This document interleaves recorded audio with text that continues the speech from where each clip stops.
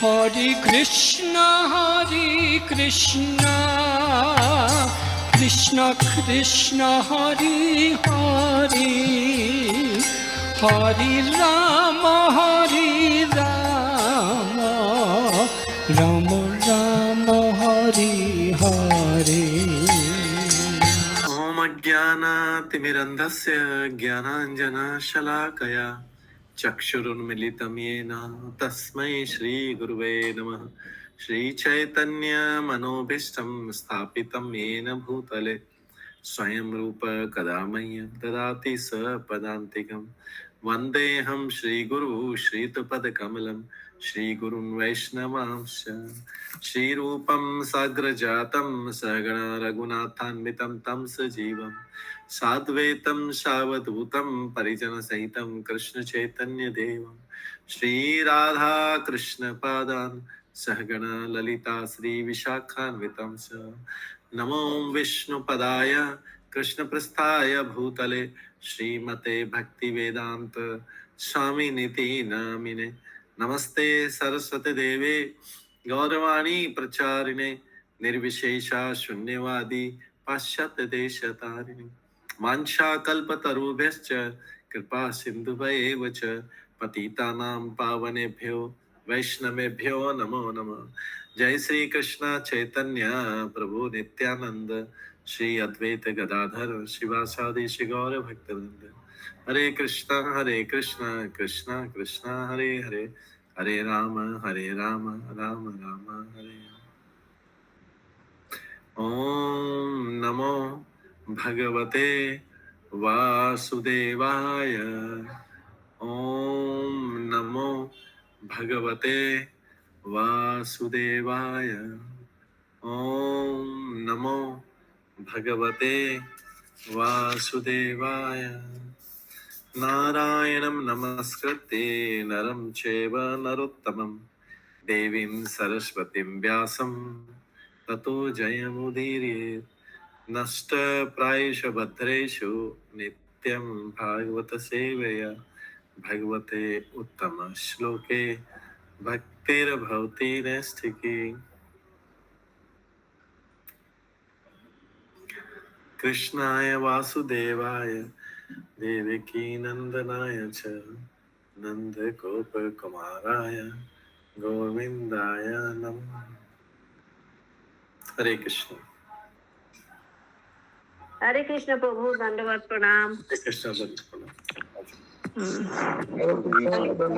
प्रणाम। आज किस क्लास में सभी भक्तों का स्वागत है। हरे कृष्ण प्रभु, दंडवत प्रणाम। हरे कृष्ण प्रभु जी, दंडवत प्रणाम। तो पिछली क्लास में हम श्रवण कर रहे थे,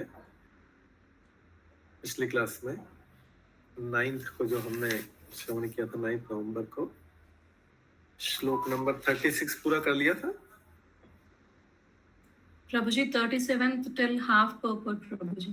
अच्छा, 37th का हाफ पर्पट, ओके ठीक है, थैंक यू। सो हमने 36 में भगवान का और जीवों का अंतर देखा था, थर्ड श्लोक नंबर 36 में, जिसमें भगवान को अमोघ लीला कहा गया है। भगवान का एक और नाम है अमोघ लीला। अमोघ का मतलब होता है जो पाप रहित है, जो पापों से पूरी तरह से मुक्त है। भगवान को कभी किसी भी कार्य का पाप नहीं लगता है। अमोघ लीला ये 36 में हमने पढ़ा था, जस्ट उसका रिवाइज कर रहे हैं। भगवान का नाम है, तो जीव और भगवान में अंतर है कि भगवान अमोघ लीला पाप रहित रहते हैं, जबकि जीव जो भी कार्य करता है उसमें कुछ न कुछ पाप या पुण्य होता है। और इसके साथ में हमने बता था कि भगवान की सृष्टि में, भगवान के कार्यों में कुछ भी शोचनीय नहीं है, मतलब कुछ भी लेमेंटेशन, शोक करने वाली कुछ भी चीज नहीं है, और कुछ भी अपवित्र नहीं है। शोच मतलब ऐसे पवित्र भी होता है, अब अशोच मतलब होता है अपवित्र, लेकिन भगवान में कुछ भी शोचनीय नहीं, कुछ भी अपवित्र नहीं।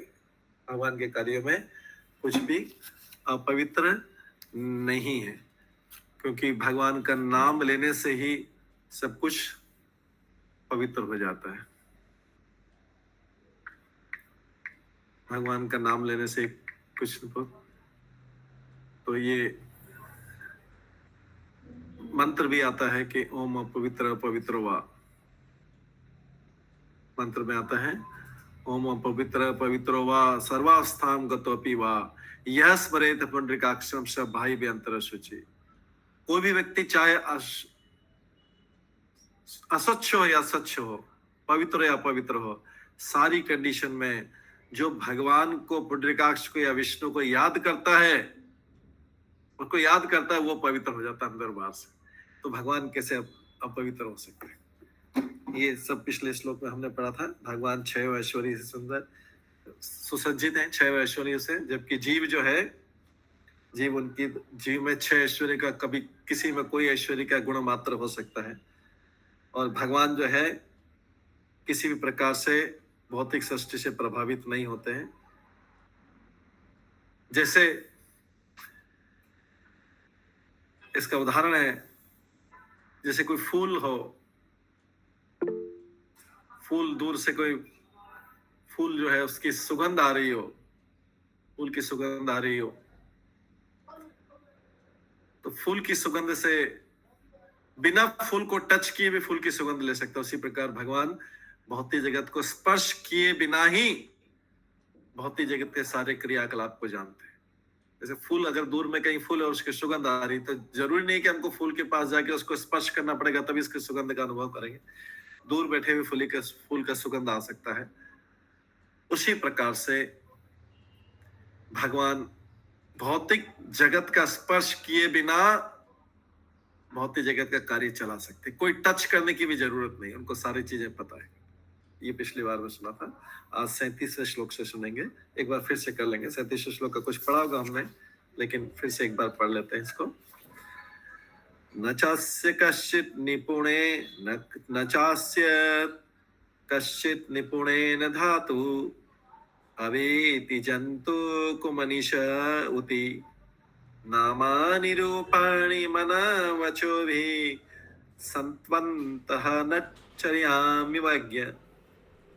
मूर्ख मनुष्य जो है अपने अल्प ज्ञान के कारण भगवान के रूपों, नामों तथा कर्मों की दिव्य प्रकृति को नहीं जान सकते।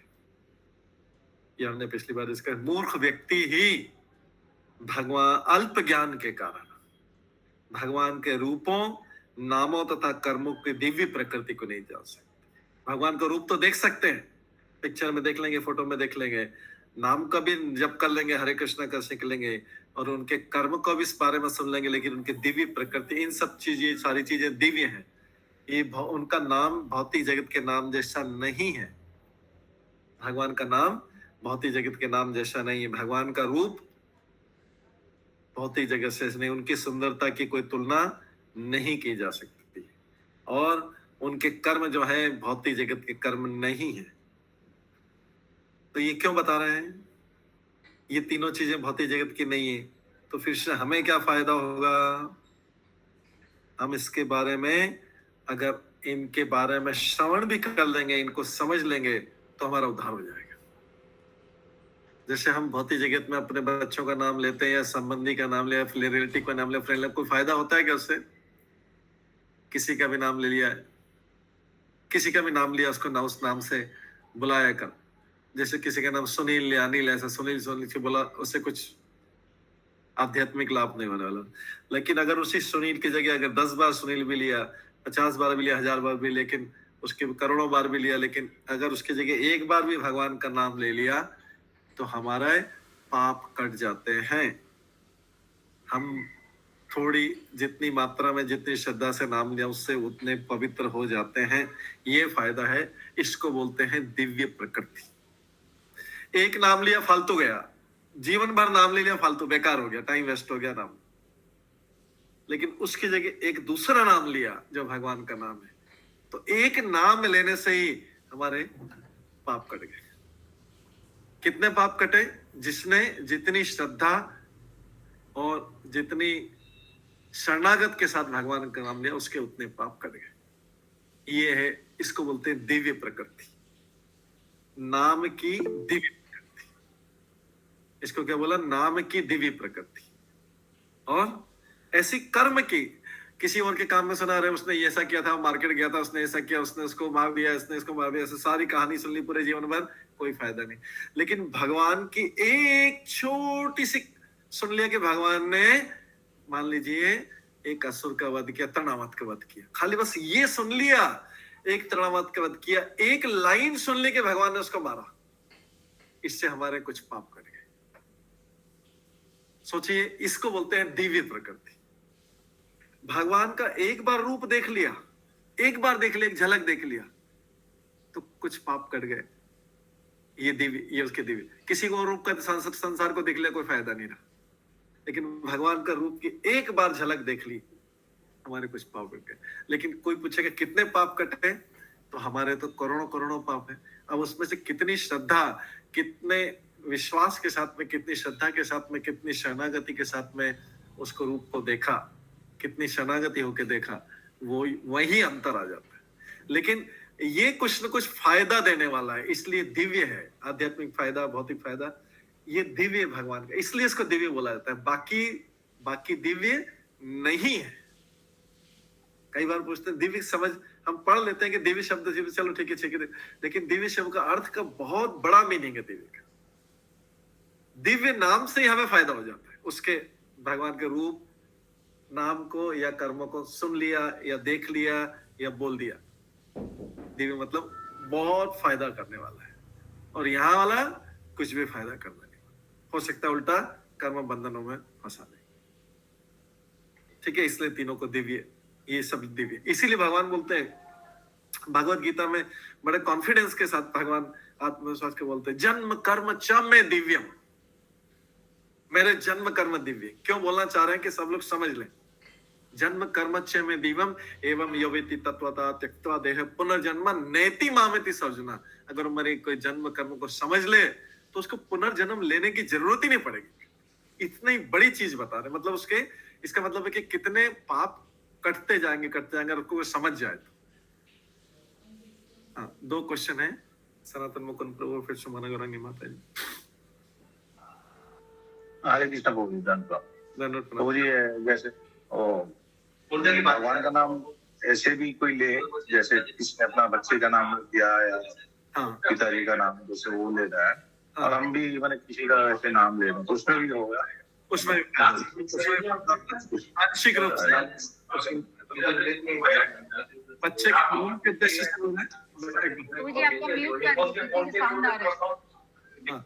बच्चे का अगर नाम जो है, नाम रखा और आपने नाम ले लिया, अगर बच्चे को बुलाने के उद्देश्य से लिया है नाम, तो भी हालांकि बुला बच्चे को रहे, लेकिन तो भी वो सहायता करेगा हमें, हमारे उद्धार करने में हमारी सहायता करेगा, हमारे पापों को नष्ट करेगा।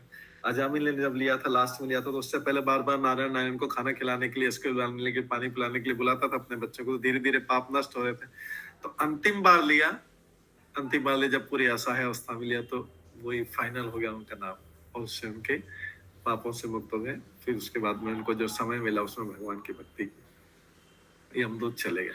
यमदूत जहाँ पाप खत्म हो, यमदूत चले जाते हैं। तो इसलिए जो है, ये भगवान का नाम किसी भी तरीके से ये हमें शुद्ध करेगा। जैसे एग्जाम्पल, इसका सबसे अच्छा एग्जाम्पल है समझने के लिए, अग्नि है। अग्नि में कुछ भी डाल दो, कचरा डाल दो, यज्ञ की सामग्री डाल दो, सबको जलाना काम, अग्नि का काम है जलाना। अग्नि ये नहीं देखती कि कचरे को मैं नहीं जलाऊंगी, खाली यज्ञ की सामग्री को जलाऊंगी, कूड़ा करकट और ये वो कपड़े नहीं जलाऊंगी, ये नहीं जलाऊंगी, वो नहीं, सबको जला। ठीक है, देखती नहीं ना अग्नि, विचार नहीं करती क्या नहीं जलाना है। बिल्डिंग को जलाना, बिल्डिंग को भी जला देगी, पूरे मार्केट को जलाना, मार्केट, कोई व्यक्ति को भी जला देगी। अग्नि देखती नहीं, अग्नि का काम है जलाना। ऐसे ही भगवान का काम है शुद्ध करना। चाहे उनका नाम ले लो, चाहे उनका रूप का दर्शन कर लो, चाहे उनके गुण कर्म लीला का लो। इसलिए तो बोला गया है, ये श्लोक जो हम गाते हैं, ओम अपवित्र पवित्रो वा सर्वावस्था गतोपि वा। सर्वावस्था मतलब हर अवस्था में वो भगवान जो है उसका पापों को क्षमा करके व्यक्ति को पवित्र कर देते। सर्वा अवस्था गतोपि वा यह स्मरेत पुंडरीकाक्षम। खाली पुंडरीकाक्ष का, विष्णु का, पुंडरीकाक्ष मतलब होता है जिसके कमल जैसे आंखें। पुंडरीकाक्षम यह स्मरेत पुंडरीकाक्षम सा बाह्य अंतर शुच, बाह्य अंतर से सब करते हैं, शुच मतलब स्वच्छ कर देते हैं।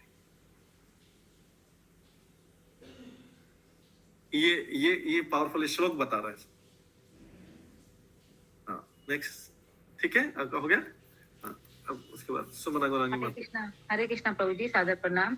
प्रभु जी, जैसे अभी आपने कहा कि जितनी श्रद्धा होगी उस हिसाब से भगवान, और अभी फिर आप ये भी बता रहे कि अग्नि में हाथ देंगे तो जलेगा ही वो। yes. तो फिर जब जैसे अजामिल ने प्रभु नाम लिया तो वो लास्ट, उनकी तो इतनी श्रद्धा नहीं थी, बस वो अपने बच्चों को बुलाते थे। हाँ. फिर यहाँ पर ये श्रद्धा फिर कैसे पता चलेगा कि कितनी श्रद्धा है, कितनी शरणागति है भगवान के प्रति? और फिर भगवान का नाम तो हर किसी को शुद्ध कर देता है। भगवान का नाम शुद्ध करता है। किस, आपने ये भी बोला था किस अनुपात तक करता है? जितनी श्रद्धा या शरणागति होती है उस अनुपात में, उतने अनुपात में करता है। तो जब प्रभु जब जल लगेगी तो अग्नि तो सबको पूरा जला के स्वाहा कर देती है। हाँ, अग्नि जला के स्वाहा कर देती, क्योंकि मकान और ये सारी निर्जीव चीजें हैं वो अपने आप को पूरा सरेंडर करी ना, भाग नहीं रही ना। हमको नहीं जलाएगी, हम जितना हाथ डालेंगे उतना ही तो जलेगा। उंगली जलेगी तो हम तो भाग जाएंगे। हम पूरा जलना है तो वहीं खड़े रहेंगे ना। जैसे किसी को अगर शरीर जलाना है तो पूरा जल जाएगा वो तो पूरा के पूरा। हमारी शरणागति नाम तो अग्नि में हाथ जलेगा और हाथ थोड़ा सा ही लगेगा, भाग के चले जाएंगे। तो शरणागति कहाँ है अग्नि के प्रति? अब बिल्डिंग है, मकान है, कपड़े हैं, सबने पूरी शरणागति करी, पूरे हिल ही नहीं रहे वहां से करे तो पूरे जल गए, पूरे जल जाएंगे। हम तो बच के भाग जाएंगे ना। ठीक है, यस प्रभु। लेकिन पता कैसे चलेगा कि हमारी कितनी श्रद्धा है? हमारी कितनी श्रद्धा है, जिस अनुपात में हम अग्नि में जल रहे हैं। तो हमारी श्रद्धा मतलब अग्नि से हम भाग क्यों रहे हैं? क्योंकि अग्नि का तेज को सहन नहीं कर पा रहे, उस कष्ट को सहन नहीं कर पा रहे। तो जो व्यक्ति सारे कष्टों को सहन करता है, प्रहलाद महाराज जैसे कहते, सारे कष्टों को सहन करता हुआ भगवान के शरणागति में बने रहता है, वो जो है पूरा का पूरा बना रहता है। हर परिस्थिति में, सर्वावस्था में गति, सारी अवस्थाओं में वो बना रहता है भगवान के, दुख में, सुख में, सब में वो पूर्ण शरणागत होता है। हम कष्ट से थोड़ा सा दूर हट जाते हैं, पीछे हट जाते हैं। जैसे अग्नि में वहीं खड़े रहेंगे तो पूरा जल जाएंगे, यहाँ पे अग्नि पूरे खड़े रहेंगे जल, लेकिन हम थोड़ा सा करके भाग जाएंगे। ऐसे क्या कहते हैं, हम थोड़ा सा कष्ट आएगा, मैंने अग्नि के गुण के समान उसको किया। ऐसा नहीं कि हम अग्नि में जलना है, गुण के समान किया। तो भगवान की भक्ति है, भगवान स्वयं ऐसे हैं कि अगर हर अवस्था में व्यक्ति सारे कष्टों को सहन करते हैं। भागवत में एक श्लोक आता है, उसकी प्रशंसा की गई है, उस व्यक्ति की प्रशंसा की गई कि वो मुक्ति का अधिकारी, हालांकि मुक्ति बोला गया, उस शब्द यूज किया गया, लेकिन वो भक्ति है। उसमें बोला गया कि व्यक्ति अपने पूर्व जन्मों के सारे कर्मों फल को सहन करते हुए भी अगर भक्ति करते रहता है, दृढ़ता के साथ भक्ति का, पूरा श्लोक है, अच्छा लंबा चौड़ा श्लोक, भक्ति करता रहता है, तो ऐसा व्यक्ति मुक्ति पाने का, मुक्तिदाय भाग मतलब वो अधिकारी बन जाता है। जैसे होता है ना, पुत्र जो है पिता के धन का अधिकारी हो जाता है, ऑटोमेटिकली होता है। ऐसे वो दाय भाग शब्द यूज किया गया, मुक्ति का या भक्ति का पूरा अधिकारी होता है, हर अवस्था में सहन करते हुए भगवान का। एक श्लोक है पूरा भागवतम। ठीक है, थैंक यू प्रभु जी। हरे कृष्णा। सविता गुप्ता माता जी, नेक्स्ट। हरे कृष्णा प्रभु जी, सादर प्रणाम। प्रणाम। प्रभु जी, जैसे आगामी तो मृत्यु के समय अपना बेटे को पुकारता है। हाँ, तो हमने वही बताया कारण।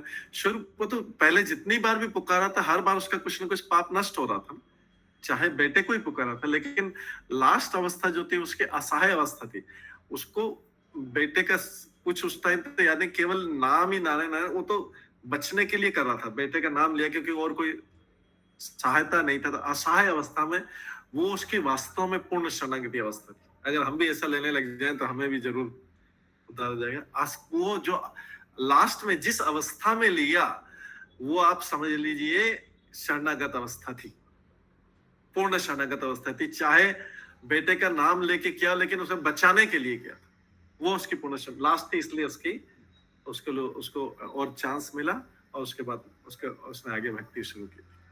वो उसकी पूर्ण एकदम असहज था, उसको कुछ समझ ही नहीं आ रहा था क्या लेता, नारायण नारायण जो चिल्लाए, क्योंकि उसको कोई नाम और याद, और उसके टाइम को नाम उसके सिर के ऊपर या टॉप ऑफ द माइंड कोई और स्मरण जैसे होता है ना, जो सबसे हमारे से कई लोग होता हाय एकदम, जैसे कुछ होता है हाय एकदम उनसे, क्योंकि उनके मन में क्या है, हाय शब्द सबसे ऊपर है इसलिए हाय बोल देते हैं। किसी के मन में कोई बोलता है, कई भक्त लोग ओ कृष्ण, ऐसे उनको हाय की जगह बोलते ओ कृष्ण। किसी के मन, उसके मन में टॉप ऑफ द माइंड जो भी टॉप पे था, बस जो भी मन में पहली सब चीज बस चीज थी जो कि कोई भी बचा, नारायण। उसका नाम लिया बेटे का, लेकिन उस टाइम हो सकता है बेटे का ध्यान भी नहीं रहा, बस उसको ये नाम पुकारता था, बार बार ये नाम पुकारता था, चाहे बेटे का नाम, लेकिन अभी तो वो बेटा भी छोड़, बस उसने नाम बोल दिया बचाने के लिए अपना नाम। जैसे हाय बोलते थे ना, कोई हाय कहाँ से आता है, किसका नाम है हाय, ऐसे हाय बोलते थे ना लोग, हाय हाय क्या हो गया पहला। या कभी किसी की डेथ होती तो वो छाती हाय हाय हाय, एकदम पहली न्यूज आएगी हाय हाय हाय। वो होता है ना किसी के कुछ तो बोलता है ना आदमी, बोलता है तो वो हाय को समर्पित है, वो हाय की शरणागत इसके नाम में आए। अब उस टाइम हाय किसके लिए बोलते हैं, क्या लिए बोलते हैं, वो तो विचार का टाइम ही नहीं मिलता ना। कुछ तो कहा गया तो हाय हाय हो, हाय ये क्या हो गया, कहीं आग लग गई, हाय ये क्या हो गया। हाय का किसका नाम है, कैसा है, कुछ भी ध्यान नहीं आता, ऐसे उसको नारायण के बस नारायण नारायण बोलता है, नारायण ही ध्यान आ गया। अग्नि का सवाल करूं, अग्नि तो एक छोटा सा नवजात बच्चा भी टच करेगा तो उसका स्पर्श करने से उसका हाथ चल जाएगा। हाँ, अग्नि तो ये तो नहीं देखा कि ये बच्चा छोटा है या बड़ा है। नहीं देखते। भगवान भी तो ऐसे उद्धार करते हैं, चाहे बच्चा ले ले, बूढ़ा ले ले, कोई भी व्यक्ति ले ले, किसी भी अवस्था में ले ले, भगवान उसको जो जितना बस उसमें समर्पित है, जितना शरणागति से लेता है। तो जो लास्ट नाम था ना ये अजामिल का, वो शरणागति से हुआ था। उसको बेटे का नाम होते हुए भी उसको बस कुछ याद नहीं आया तो हाय की जगह नारायण बोल दिया उसने, नारायण। ठीक है, इसलिए नारायण नाम हमेशा टॉप ऑफ द माइंड के मन में सबसे ऊपर की उसमें रहेगा, तो सबसे ऊपर रहेगा, तो हमेशा बचा करेगा। उसका काम ही है, इसका नाम भगवान के नाम का काम ही है ओम अपवित्र पवित्र हुआ। ठीक है, हाँ श्रीवास प्रभु नेक्स्ट। हरे कृष्ण, धन्यवाद प्रभु। इस बार में सुना जो लास्ट जो नारायण बोला, उसका पहले नारायण का बाद फिर अपराध किया था, मगर लास्ट में जो नारायण बोला उसका बाद और कोई अपराध नहीं हुआ था, इसीलिए अपराध मुक्त होके हाँ कोई पुण्य करेक्ट करेक्ट, उसके बाद कोई अपराध नहीं। ठीक है, तो परम सत्य के दिव्य सभा का कोई भी ठीक से वर्णन नहीं कर सकता है। भगवान का नाम कितना दिव्य, या उनका स्वभाव कितना दिव्य, उनके कर्म कितने दिव्य, कोई ये तो हमने थोड़ा सा दिव्यता का थोड़ा सा वर्णन किया। उनकी दिव्यता को कोई जानता नहीं कि कितनी पावरफुल है, कितना पावरफुल है। अग्नि की हम पावर बता सकते हैं, ये अग्नि जो है इतनी बिल्डिंग, ये बिल्डिंग को नहीं जला पाएगी। अग्नि कई बार बोलते हैं ना, ये अग्नि की इतना साइज है, ये बिल्डिंग को नहीं जला पाएगी। ये अग्नि इसको जला सकती है। अग्नि का अंदाज थोड़ा थोड़ा लग जाता है। स्पार्किंग है तो स्पार्किंग शॉर्ट सर्किट से क्या होगा, लेकिन भगवान का दिव्य स्वभाव, भगवान का स्वभाव क्या कर सकता है, इसका कोई अंदाज लगा ही नहीं सकता कि इसकी लिमिट क्या है, किस लिमिट तक ये काम कर सकता है, ये कोई सब नहीं कर सकता।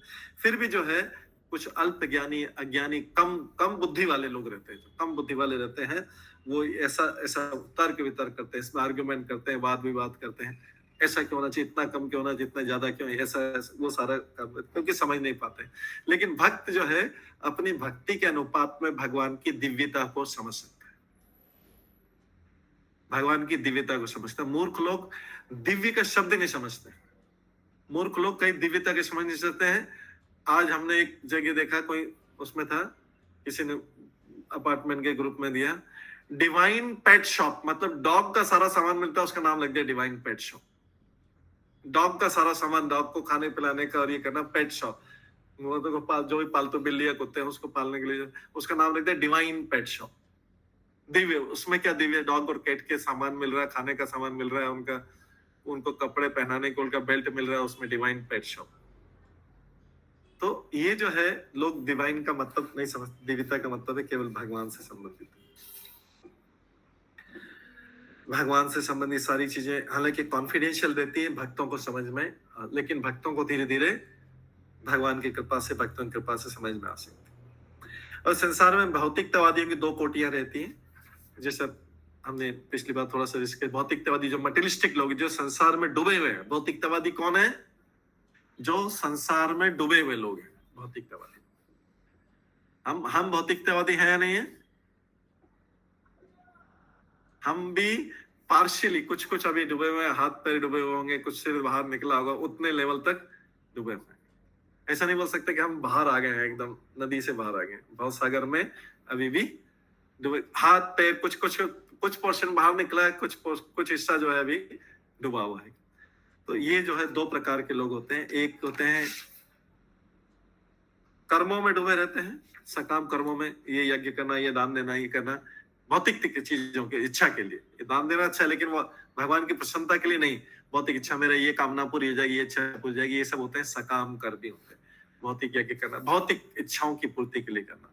और एक जो है दूसरे होते हैं ज्ञानी होते हैं, जो भगवान का केवल चिंतन ही करते रहते हैं, शास्त्रों को सुनने में उनका मन नहीं लगता है, उस अपने हिसाब से अपने मन से भगवान की कल्पनाएं करते रहते हैं।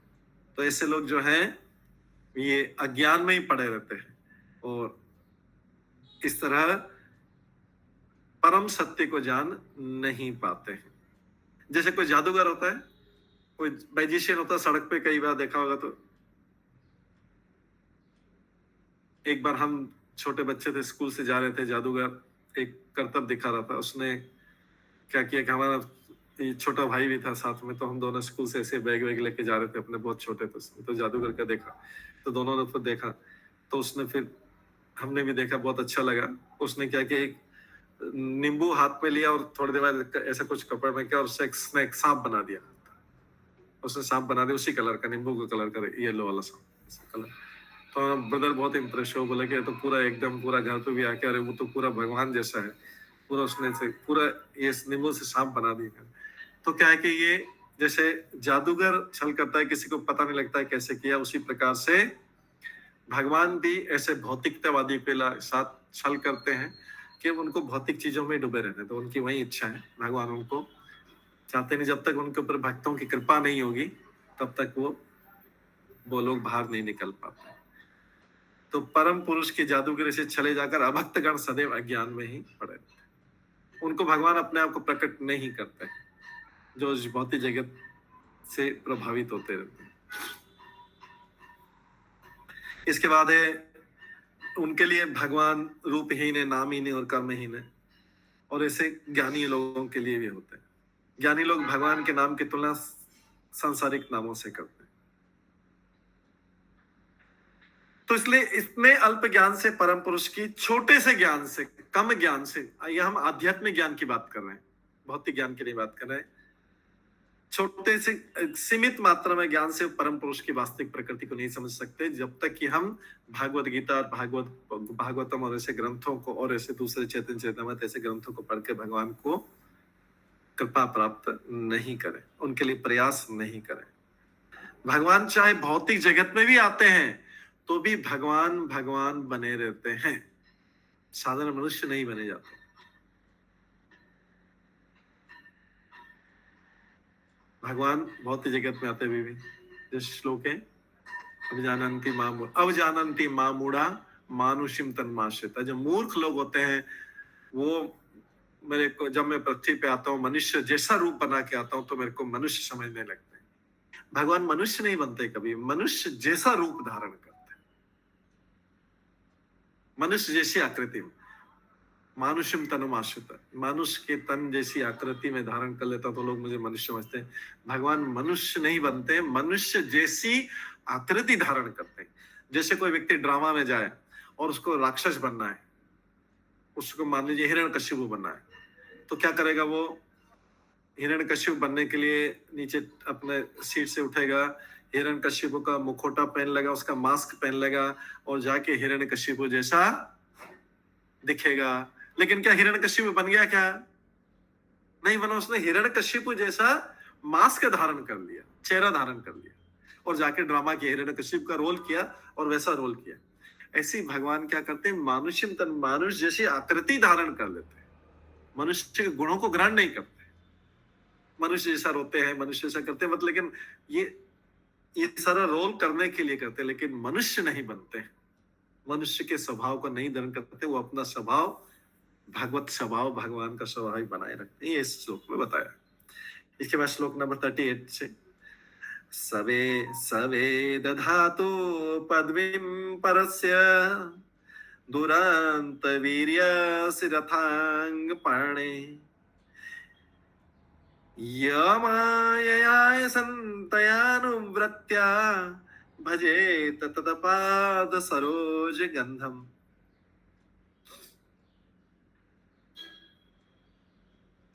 जो बिना हिचक के अबाध रूप से अपने हाथों में रथ का चक्र धारण करके भगवान के चरण कमलों की अनुकूल सेवा करता है, वही इस जगत के सृष्टा की पूर्ण महिमा, शक्ति तथा दिव्यता को समझ सकता है। क्लियरली बता दिया। कौन समझ पाएगा? एकदम क्लियरली बताया। कौन समझ पाएगा भगवान को?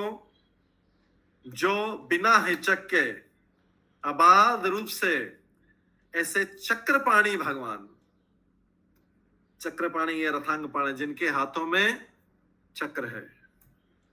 एक वर्णन किया गया, बिना चक्र बांसुरी वाले भी वही भगवान है, उन्हीं का रूप है। तो ऐसा नहीं करना कि खाली चक्र वाले भगवान ही करेंगे, बांसुरी वाले नहीं करेंगे। वो एक वर्णन बताया कि एक तरीके का रूप बताया। तो इसमें जो बिना हिचक के, क्या क्या कंडीशन है भगवान को समझने के लिए, दिव्यता को अभी हमने दिव्यता को बात की ना, जब जो स्टार्ट किया था, पिछला श्लोक स्टार्ट किया था कि भगवान की दिव्यता को हर कोई नहीं समझ सकता। भागवत गीता के श्लोक है, जन्म कर्म च में दिव्यम एवं योवति तत्वतः। जो मेरे जन्म कर्म की दिव्यता को समझ लेता है, उसको फिर जन्म नहीं लेना पड़ता है। तो दिव्यता को समझने के लिए क्या करना है, क्या कंडीशन बताइए? बिना हिचक के, बिना संकोच के, अबाध रूप से, मतलब बाधा आए तो भी रुकेगा नहीं वो। अबाध, बाध मतलब बाधा से, बाधा आए तो भी नहीं रुकेगा। इसके हाथों में चक्र धारण, रथ का चक्र धारण करने वाले, जिन्होंने रथ का पहिया महाभारत युद्ध में धारण किया, तो वो भगवान, वही मतलब कृष्ण, उनके चरण कमलों की अनुकूल सेवा करता है। अनुकूल सेवा करता है। अनुकूल सेवा क्यों लिखी है? क्योंकि सेवा प्रतिकूल भाव से भी हो सकती है। रावण ने भगवान, कंस जो था, कंस रात दिन किसके बारे में सोचता था? विष्णु के बारे में सोचता था। तो विष्णु के बारे में सोचना तो सेवा होनी चाहिए ना। रात दिन विष्णु के बारे में कौन, हम में से कोई सोच सकता है क्या? रात दिन 24 आवर्स में। लेकिन हिरण्यकश्यप ने, रावण, कंस ने भी 24 घंटे भगवान के बारे में सोचता। बताते हैं कि कंस की वाइफ जो है, जब उसके लिए भोजन लाती थी, एकदम स्टील के चमकते हुए, चांदी के, स्टील के नहीं, स्टील तो था ही नहीं उसमें, चांदी के चमकते हुए बर्तन में जब लाती थी, तो चांदी की चमक से एकदम डर जाता था। बोलता था कहीं ये वो कृष्ण के, विष्णु के मुकुट की चमक तो नहीं है क्या? वो चमक देख के एकदम उसको ध्यान आ जाता है, विष्णु के मुकुट की चमक तो नहीं है क्या? उसकी वाइफ उसके लिए भोजन लाती थी चांदी और सोने के बर्तन, तो क्योंकि मुकुट भी सोने का होता है, उसको चमक देख के डर जाता, कहीं विष्णु तो नहीं आ गए मुझे मारने के लिए। तो वो भी 24 घंटे सोचता था। लेकिन वो अनुकूल सेवा नहीं थी, इसलिए यहाँ पे अनुकूल शब्द लिखा है। वो कौन सी सेवा कर रहा था? वो वास्तव में सेवा नहीं है, लेकिन अगर उसको फिर भी मानेंगे 24 घंटे याद करता है, तो प्रतिकूल भाव से कर रहा था, लड़ने के भाव से कर रहा था। तो दोनों तरफ से 24 घंटे भगवान का विचार हो सकता है, दोनों तरफ से हो सकता है। एक अनुकूल भाव से, एक भगवान की फेवरेबल, कि भगवान मेरे हैं भगवान, और एक डर के मारे कि मेरे को उनको मारना है, वो कहीं मेरे को नहीं मार दे, मेरे को उनको मारना है। ये प्रतिकूल भाव से याद करना है। दोनों में याद तो कर रहा है व्यक्ति, 24 घंटे याद कर रहा है, लेकिन एक डर के मारे याद कर रहा है, और एक जो है, एक उनको प्रेम से याद कर रहा है। तो इसलिए जो व्यक्ति अबाध, बिना हिचक के, कितनी सारी कंडीशन, कोई हेजिटेशन नहीं होना चाहिए, अबाध रूप से कोई बाधा भी आए तो भी नहीं होती। भगवान के चरण कमलों की अनुकूल सेवा, मतलब उनके फेवर में, उनके फेवर में उनको याद करता था। कंस याद करता था, लेकिन अनुकूल नहीं, प्रतिकूल, अनफेवरेबल कंडीशन, तो भी उसका उद्धार हो गया। लेकिन जो फेवरेबल, अनुकूल भाव से करता है, उसको भक्ति मिलती है, भगवान की सेवा, अनुकूल भाव से सेवा करता है, वही व्यक्ति इस जगत के सृष्टा की, मतलब भगवान की पूर्ण महिमा को, उनकी शक्ति को, उनकी दिव्यता को समझ सकता है कि भगवान कितने पावरफुल है। ये वही समझता है जो अनुकूल भाव से उनको सारे टाइम याद करें, उनका सेवा करें, चाहे उनका श्रवण कर रहा हो, चाहे उनको स्मरण कर रहा हो, चाहे उनका नाम ले रहा हो, अनुकूल भाव से जो उनको करता है। तब जाके भगवान की दिव्यता को समझ सकते हैं। और जिसने एक बार भगवान की दिव्यता, दिव्यता मतलब होता है भगवान की महानता, ग्रेटनेस, महानता, उसमें महानता में उनकी शुद्धता, उनके सारे गुण आ जाते हैं भगवान की, उनका भक्त वत्सल भाव भी आ जाता है। तो जो लोग ये अगर वैसा करते हैं तो वो भगवान की शक्ति को, दिव्यता को समझ सकते हैं। इसलिए जो भगवान के शुद्ध भक्त होते हैं वो भगवान की दिव्यता को समझ सकते हैं, तो उनको पूरा कॉन्फिडेंस रहता है, पूरा विश्वास रहता है कि प्रहलाद महाराज जैसे, प्रहलाद महाराज को ऊपर से गिरा दो, चाहे सांपों के बीच में रख दो, चाहे विष पिला दो, चाहे जला दो, उसको भगवान की दिव्यता पता है कि कुछ नहीं हो सकता है, कोई कुछ भी नहीं बिगाड़ सकता है। ये भगवान की दिव्यता है। गोपियां इसलिए भगवान के लिए अपने प्राणों को देने को तैयार थी क्योंकि वो भगवान की दिव्यता को 100% पूरी तरह समझ चुकी थी। जैसे छोटा बच्चा है, छोटा बच्चा हाथ में, या एक किसी का छोटा डॉग, छोटा वाला डॉग भी हाथ में है, अगर उसका पट्टे का रस्सी जो है, रोप जो है मालिक के हाथ में, तो क्या देखा है कभी छोटा कुत्ता भी बड़े बड़े कुत्तों के ऊपर भौंकता है जोर जोर से, क्योंकि क्या है, उसके मालिक ने उसका वो रस्सी को पकड़ रखा, उसको पता है। तो छोटा सा कुत्ता अगर उसको मालिक छोड़ दे उसको, तो सारे कुत्ते मिलकर उसको वहीं मार डालेंगे, छोटे से पिल्ला। लेकिन छोटा सा पिल्ला भी उसके साथ में जाएगा तो जो सब जगह भौं करेगा, बड़े बड़े कुत्ते जो बड़े बड़े, क्योंकि उसको पता है कि जो है ये मालिक है साथ में, अभी क्या किसी के ऊपर भी भौं देता है, वो एक ही कुत्ता उसको खा जाएगा, वो अगर छोड़ दे उसका मालिक छोड़ दे। लेकिन ऐसे ही भक्त रहता है, भक्त को पता है कि बेल्ट किसने पकड़ रखा है, भगवान के, मेरी डोर तेरे हाथ, ऐसा भजन भी। और भक्ति विनोद ठाकुर तो बोलते हैं, आमी तो तुम्हारा कुकुर, मैं तो तुम्हारा आपका डॉग, तो भजन में ही बोल देते मैं तो तुम्हारा डॉग, भक्ति विनोद। तो इसलिए जो है, जो लोग भगवान की सेवा करता है वो भगवान की दिव्यता को समझता है, उसको किसी चीज का संसार में, बिजनेस का डर नहीं, जॉब का डर नहीं, इसका डर नहीं, उसका डर नहीं, कोई डर नहीं। क्या डरना जब उधर पट्टा तो उधर पकड़ रखा है, वो गिरने नहीं देंगे, चाहे से गिरने के पहाड़ी के पास जाएंगे करेंगे वो उसके पास ले जाएंगे, एकदम बॉर्डर पे पहुंच जाएगा, डर जाएगा, तो पता है कि गिरने नहीं देंगे। कई बार ऐसा होता है कि बाउंड्री तक ले जाएंगे, खतरे के एकदम पास ले जाएंगे, एकदम पास ले जा रहे, अब तो वो खतरा, अब तो भगवान संभाल लो, नहीं तो संभालते तो एकदम बॉर्डर पे ले जाएंगे, करेंगे, व्यक्ति सोचेगा अब तो गिर गया मैं, लेकिन वो फिर से पट्टा पकड़े हुए उन्होंने, तो कैसे गिरने देंगे। कई बार ऐसा डेंजर सिचुएशन आ जाता है, सेफ नहीं, बहुत एकदम जैसे पहाड़ी के बॉर्डर पे चले गए, छोटे बच्चे को वहां तक जानते, फिर पीछे पकड़ के कॉलर पकड़ के उसको वहां तक भी चला। तो कई व्यक्ति जो जिनका विश्वास खो जाए तो बोलेंगे नहीं अभी भगवान बचा नहीं पाए, उस समय बॉर्डर पर किसी और का सहारा ले लेता और फिर गिर जाता। लेकिन जिसको पता है कि पीछे पट्टा पकड़ रखा है, गिरने नहीं देंगे। नामे भक्त प्रणश्यति, कौनते प्रति जाना ही, नामे भक्त प्रणश्यति, में किसी का अपने भक्त का विनाश नहीं होने देता। तो इसलिए भगवान की दिव्यता को उनकी सेवा करके ही जाना जा सकता है, अनुकूल सेवा करके ही जाना जा सकता है। ये लोग बिना हिचक के भगवान की अनन्य सेवा करते हैं। अनन्य सेवा का मतलब है, अनन्य मतलब अन्य किसी की नहीं, भगवान को एक सेवा पसंद है, पर अनन्य सेवा। इधर उधर बहुत सारी सेवाएं की, मतलब देवी देवता की, इसकी भी उसकी भी, अनन्य सेवा भगवान और उसके शुद्ध भक्त, जब भगवान की अनन्य सेवा मतलब भगवान से संबंधित ही सेवा। भगवान की सेवा में सब चीज आ गई, उनके भक्त की भी सेवा। जैसे चैतन्य महाप्रभु का जो पंच तत्व का मंदिर, पंच तत्व क्या बताता है, भगवान भी, भगवान का विस्तार भी, भगवान का अवतार भी, भगवान का भक्त भी और भगवान की शक्ति भी। पंच तत्वात्मकम कृष्णम भक्त रूप स्वरूपम भक्तावतारम भक्ताख्यम नमामि भक्त शक्तिकम, सारी चीजें आ गई। भगवान मतलब ये पांचों चीजें रहती, भगवान को कभी भी उसमें से अलग निकाल के नहीं करना।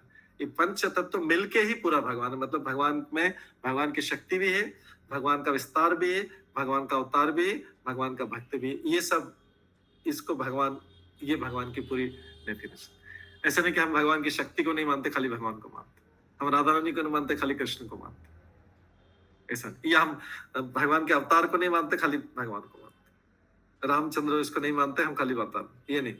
अवतार विस्तार बलराम जी को नहीं मानते, खाली कृष्ण को मानते, ऐसा नहीं।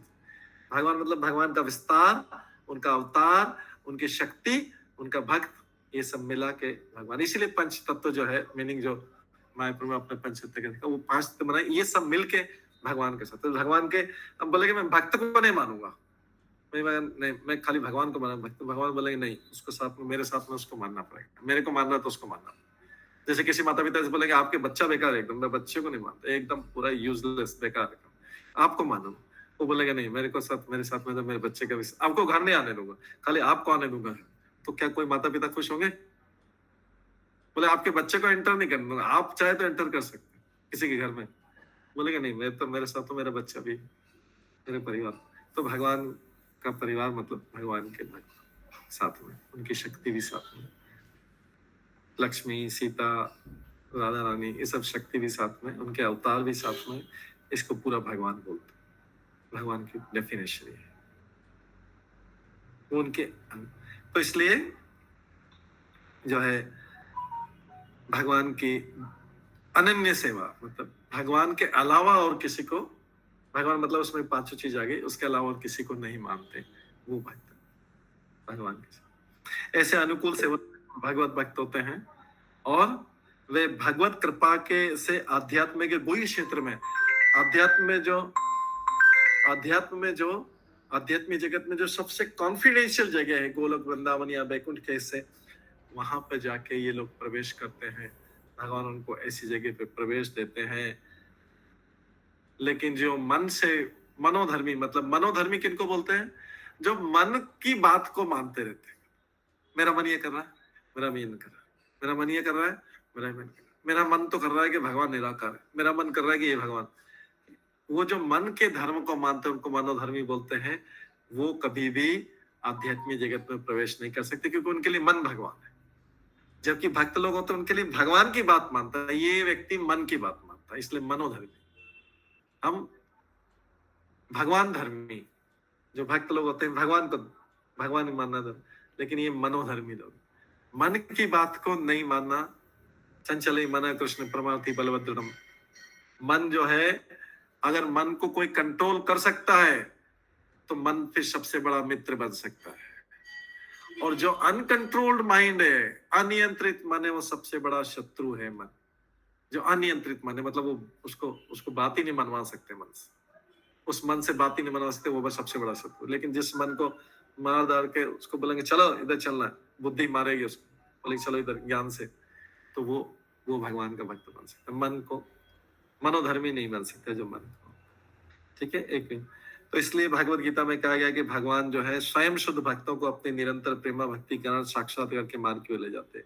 यही भगवान के धाम का प्रवेश पाने का रहस्य। भगवान के धाम में प्रवेश पाने का रहस्य क्या है? उनके चरण कमलों की अनुकूल सेवा करना। अनुकूल सेवा में उनका नाम, उनका रूप, गुण, लीला, क्रियाकलाप, ये सारी चीजें। वहां पे कोई वाद विवाद नहीं चलेगा, मेरे को क्यों नहीं जाने दिया, मैं भी तो भक्ति करता था, उन्हें वो सब वाद विवाद तर्क नहीं चलेगा। ठीक है, हरे कृष्णा। आगे सनातन मुकुंद प्रभु का प्रश्न। हरे कृष्णा प्रभु जी, ये जो हम लोग अल्टर में अपना डेमी गॉड्स रखते हैं, या जैसे साईं बाबा जी को रख लिया, गणेश जी को रख लिया, तो ये ठीक है क्या? मतलब भगवान के पास में इन सबको रखना चाहिए तो भगवान। हाँ, इसका आपका माइक। हाँ, तो भगवान जिसको, जो भगवान का अनन्य भक्त है, वो भगवान के अलावा, मतलब भगवान में आ गया, उसकी शक्ति आ गई, उनके अवतार आ गए, विस्तार आ गए, और उनके भक्त आ गए, यहाँ तक वो रखता है बस, जो अनन्य भक्त। वो अवतार के रख सकते हैं, मतलब नरसिंहदेव, जगन्नाथ, ये सब अवतार है भगवान के अवतार। ठीक है, वो सब रख सकते हैं। ठीक है, हमारे मंदिर में, सब जगह मंदिर में जाए तो 2-2, 3-3 दादा कृष्ण भी होते हैं साथ में, वो सब भगवान के अवतार है। और फिर भगवान के भक्त भी होते हैं, प्रभुपाद का भी होता है, भक्ति सिद्धांत सरस्वती ठाकुर का भी होता है, भक्ति विनोद ठाकुर के। तो यही सारा भगवान की शक्ति भी है, अवतार भी है, विस्तार भी। कृष्ण बलराम, जैसे वृंदावन में जाओ तो कृष्ण बलराम है, मतलब एक भगवान का विस्तार है, बलराम जी भगवान का विस्तार है।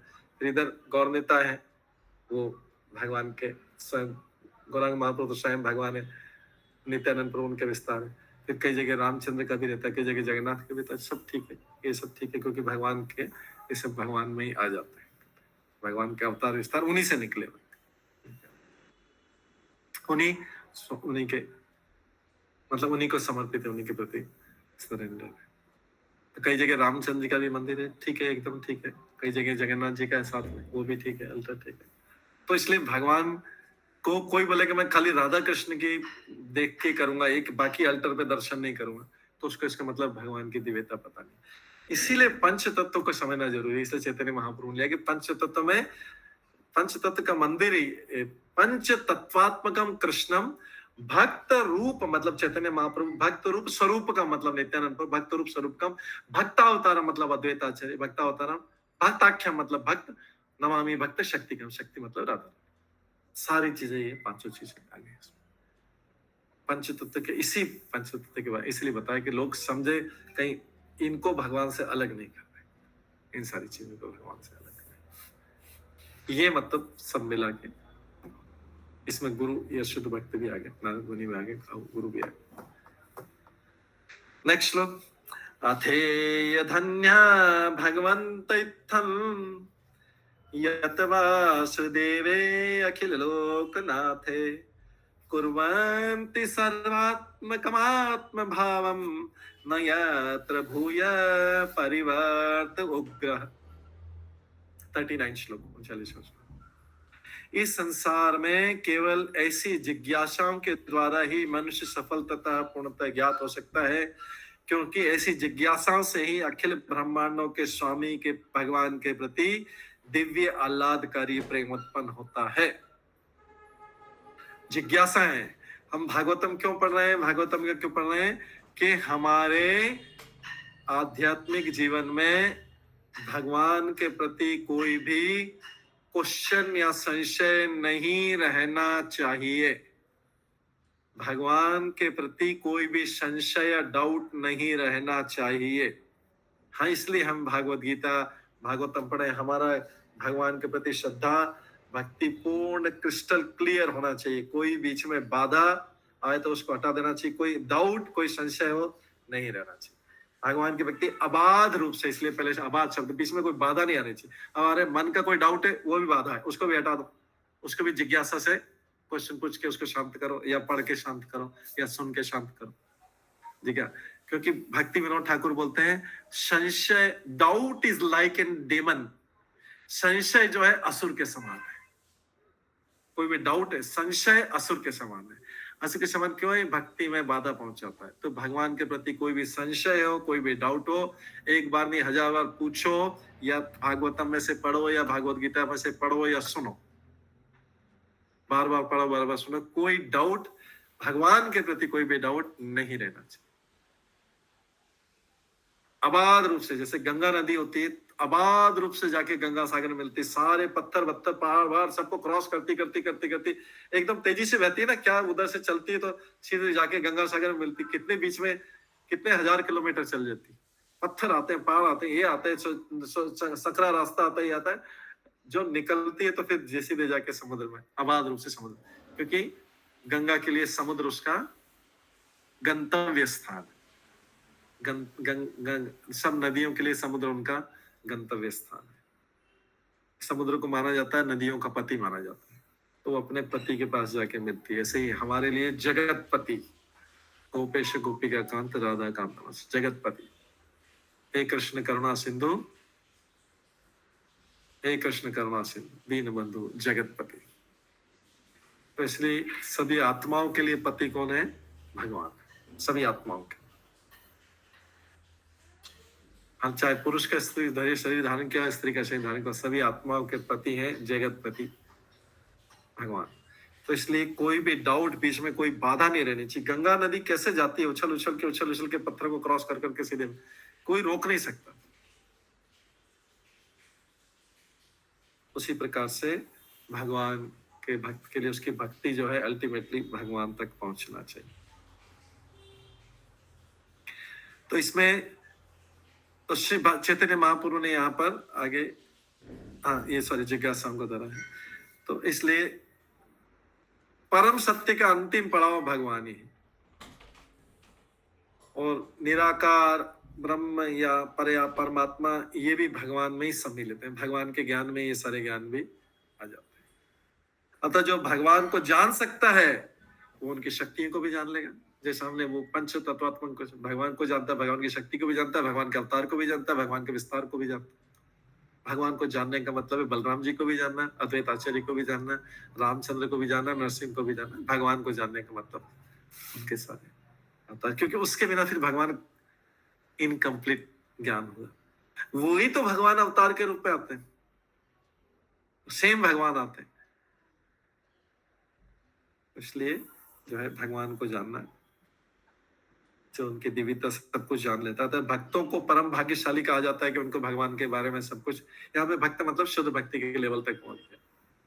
भगवान का 100% भक्त जन्म मरण के चक्र के भयानक भौतिक तापों के प्रति निश्चय रहता है। भक्तों को परम, क्योंकि उसको सब कुछ पता रहता है, उसको भी पता रहता है कि भगवान ने किस तरह से पाप और पुण्य बनाए, स्वर्ग और नरक बनाए हैं, भौतिक जगत बनाए, आध्यात्मिक जगत बनाए, वो सब कुछ उसको ज्ञान रहता है भगवान के भक्तों। नहीं हो तो सीखता भी रहेगा और भक्ति भी करता रहेगा, दोनों चीज। इसके बाद भागवतम की महिमा की गई। किसने वर्णन किया भागवतम की महिमा? चैतन्य महाप्रभु ने इस भागवतम को बताया कि भागवतम इतना पवित्र ग्रंथ है, इतना पवित्र ग्रंथ है। अमलम पुराण बोला गया, मल रहित अमलम पुराण कहा गया। तो फिर से आ गया इसमें भागवतम की महिमा आ गई। एक श्लोक आ रहा है जिसमें चैतन्य महाप्रभु का भी वर्णन किया गया।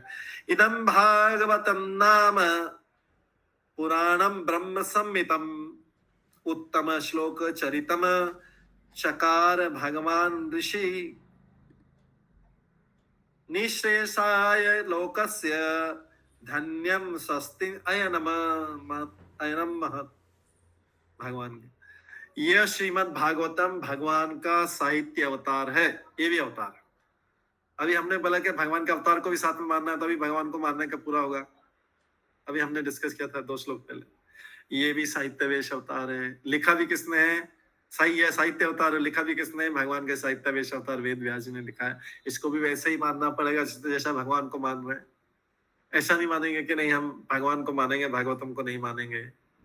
ऐसा कई लोग होते हैं संसार, हम भागवतम को नहीं मानेंगे, भगवान तो मान नहीं। ये श्रीमद् भागवतम भगवान का साहित्य अवतार है, जिसे भगवान के अवतार वेद व्यास जी ने संकलित किया, वेद व्यास जी ने लिखा।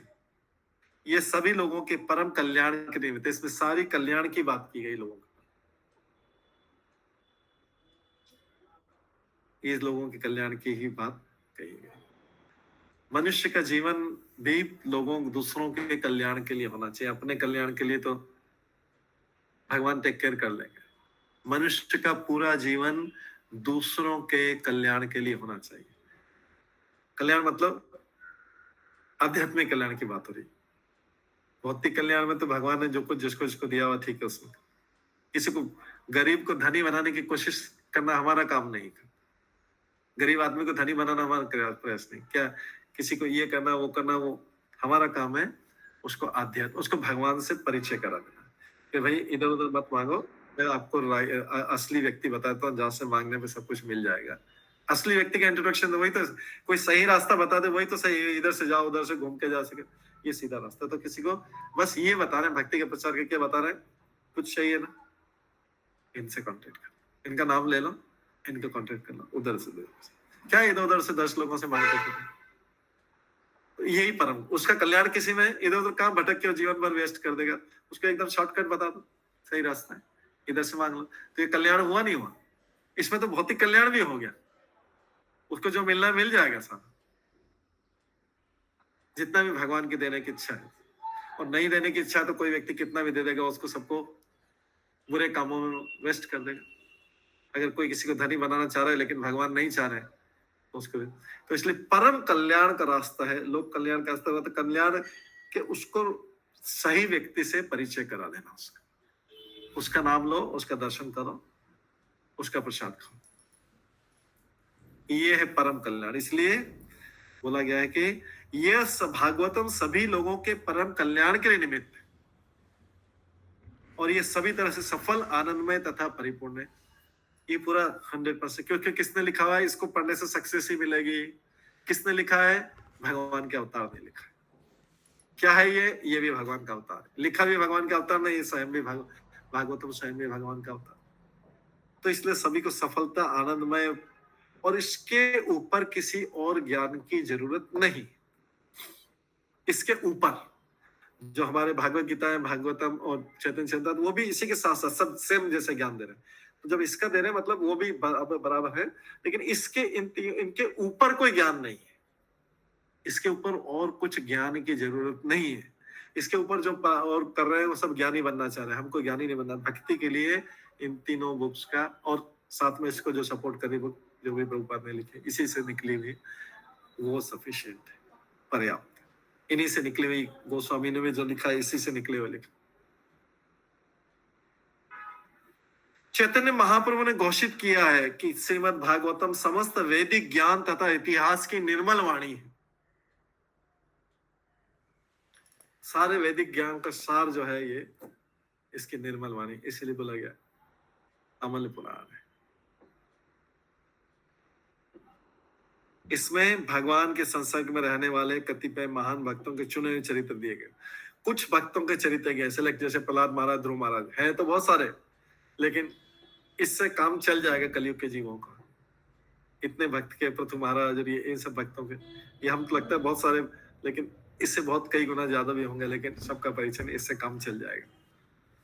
इतने भक्तों का परिचय और भगवान का। तो इस बहाने श्रीमद् भागवत की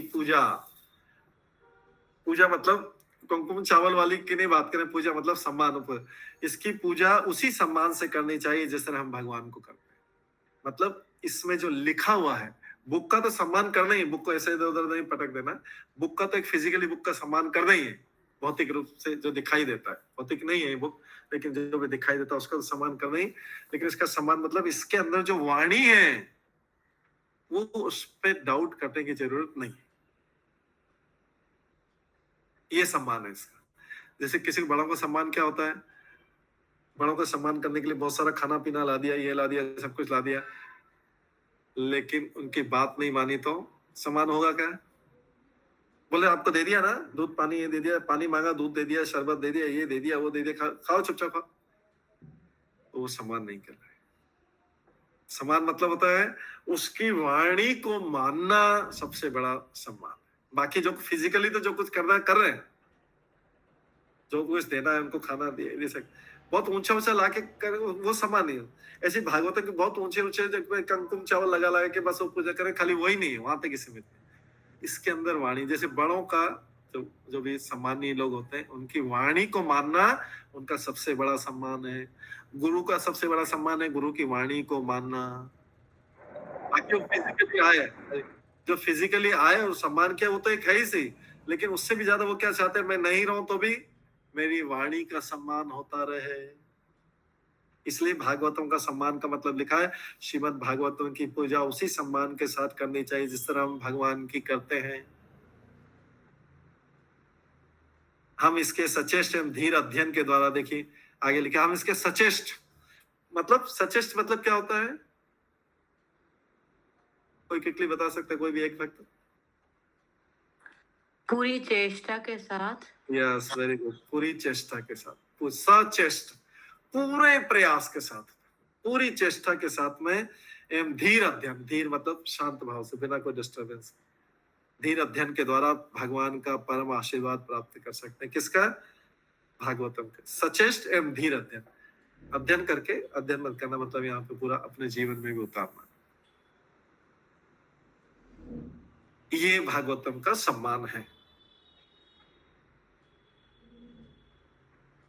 जिस प्रकार पूर्ण प्रकाश, पूर्ण आनंद तथा सर्वता पूर्ण, उसी तरह भागवतम भी, जैसे भगवान पूर्ण प्रकाश, पूर्ण आनंद और पूर्ण सच्चिदानंद, ऐसी भागवतम भी सच्चिदानंद। भगवान का अवतार है, पुस्तक रूप में आया, ये इसका बाहरी रूप है।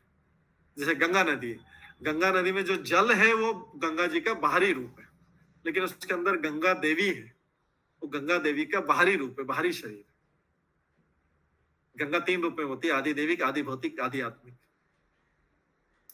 आदि भौतिक रूप में वो गंगा नदी, वही सेम गंगा नदी का, आदि भौतिक में वो, आदि देविक में गंगा देवी है, और आदि आत्मिक रूप में क्या है? भगवान के आदि आत्मिक रूप में भगवान की सेवा करती है। नीलम माता जी, आपका माइक ऑन है। नीलम माता जी कौन है?